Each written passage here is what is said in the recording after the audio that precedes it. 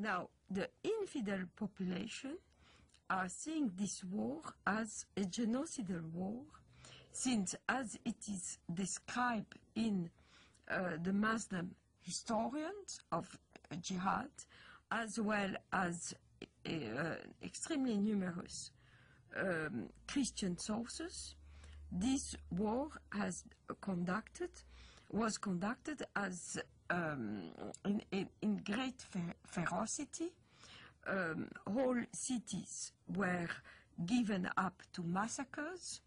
Entire populations were deported in slavery or massacred. The companion of the Prophet and the second Caliph, Umar, sent the Muslims to the great countries to fight the pagans. When we reached the land of the enemy, the representative of Khosrau, Persia, came out with 40,000 warriors. And an interpreter got up saying, "Let one of you talk to me." Al-Mughira replied, "Our Prophet, the messenger of our Lord, has ordered us to fight you till you worship Allah alone, or give jizya, tribute. And our Prophet has informed us that our Lord says, 'Whoever amongst us is killed, martyred, shall go to paradise to lead such a luxurious life as he has never seen, and whoever amongst us remains alive shall become your master.'" There have been, in fact, two big waves of jihad.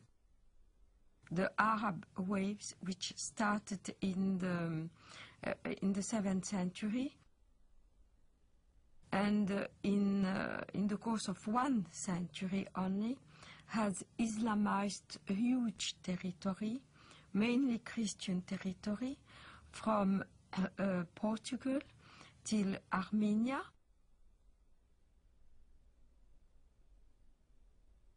But also Islamized Persia, which was not Christian, mainly Zoroastrian, except for Iraq, which was mainly Christian in the north and Jewish and Christian in the south.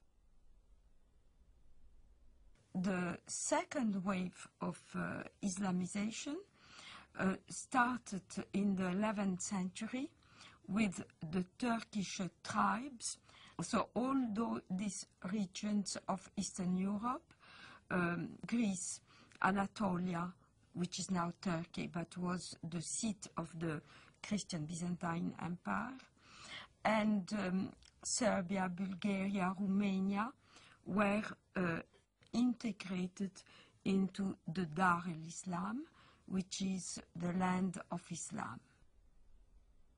So all the countries around the Mediterranean, which once have been Christian, became the Islamic Empire. This Turkish wave lasted from the 11th century till the 17th century, where the Turkish army were stopped at the gate of Vienna in 1683.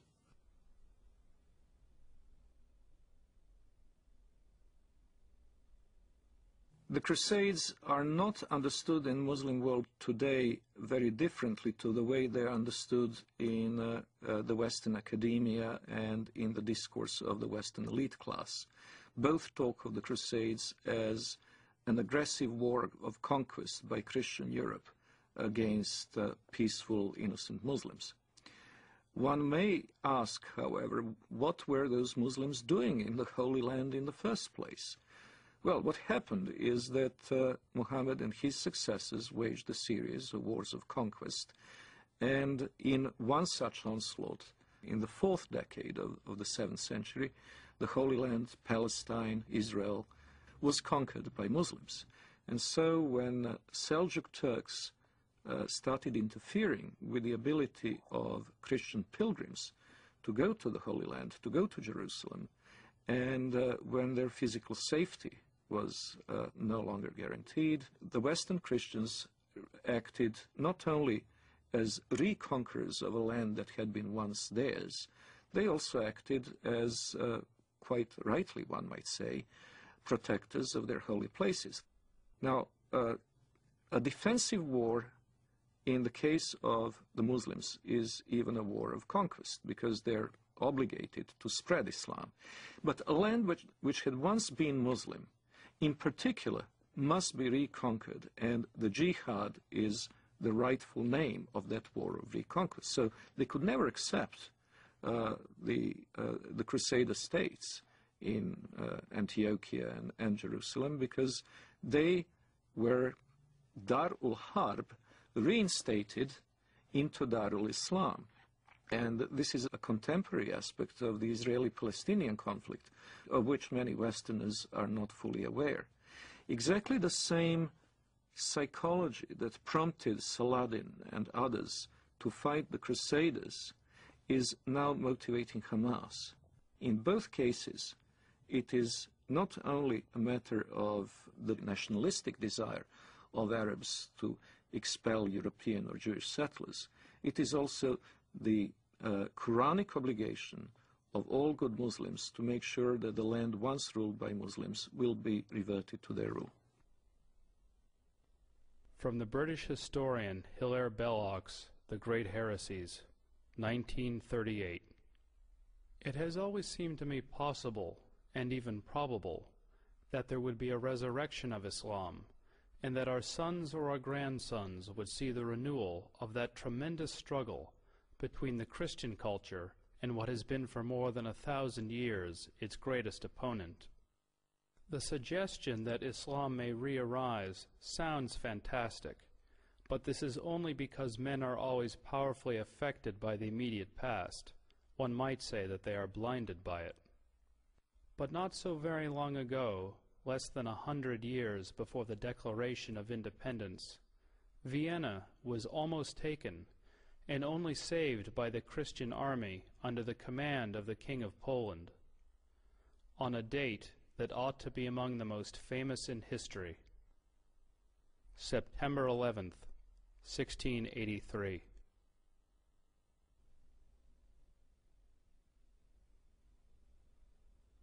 On September 11th, 1683, the siege of Vienna was broken.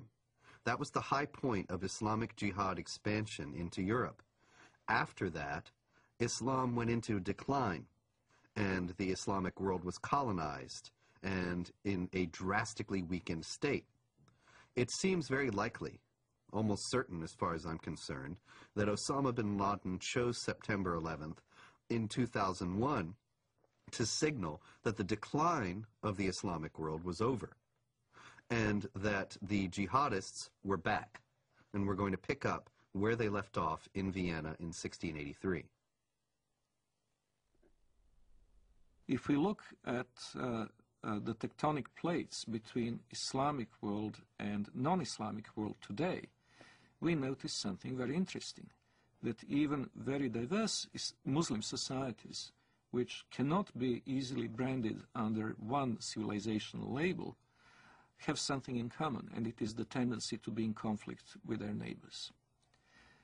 If we look at the extreme southeastern outreach of Islam, we see East Timor, where Indonesian Muslims slaughtered a third of the population of this former Portuguese colony, who are, by the way, Roman Catholics. In southern Philippines, we see an extremely violent Islamic rebellion, which has been simmering and becoming more or less violent for years. In Indonesia itself, we had religious conflict in the Spice Islands, where the beleaguered Christian minority is in danger of extinction.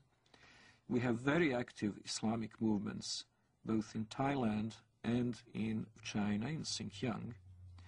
In the Indian subcontinent, the history is tragic indeed. That's where the Holocaust, the Hindu Holocaust, took place in medieval times, a little-known episode in the history of Islam in the Western world, but the one that left a deep traumatic mark on the people of the region, and where the conflict is still latently present in the province of Kashmir.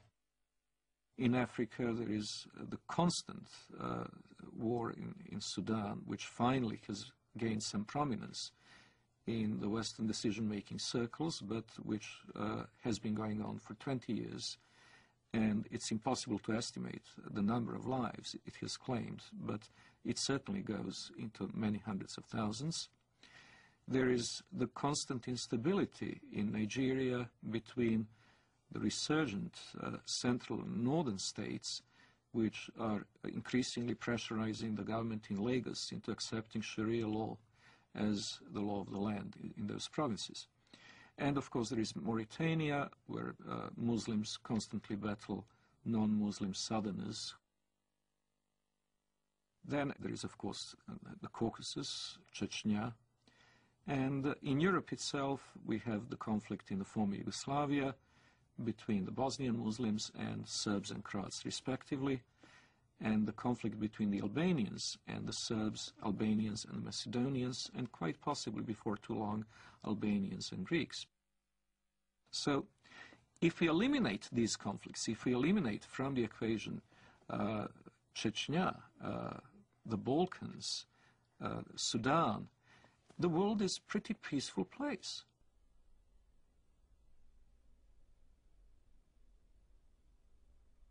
If we eliminate from the terrorist equation, terrorist acts carried out by the Muslims over the past 5 years, we would come to realize that the war on terror is unnecessary because terror is not a very big problem.